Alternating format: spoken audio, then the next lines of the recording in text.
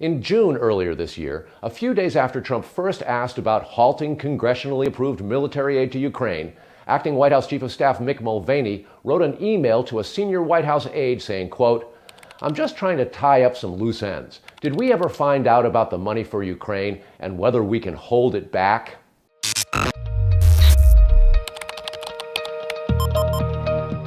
Welcome back to FrontPageLive.com. I'm Carl Cameron. The response came from Robert Blair, an advisor to President Trump and a senior advisor to Mulvaney, who wrote, quote, "Expect Congress to become unhinged."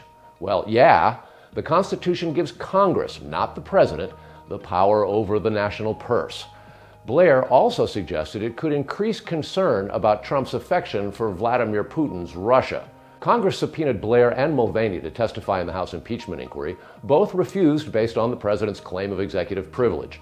But in August, some of Trump's cabinet and senior staff were pushing him to release Ukraine's aid, according to the New York Times.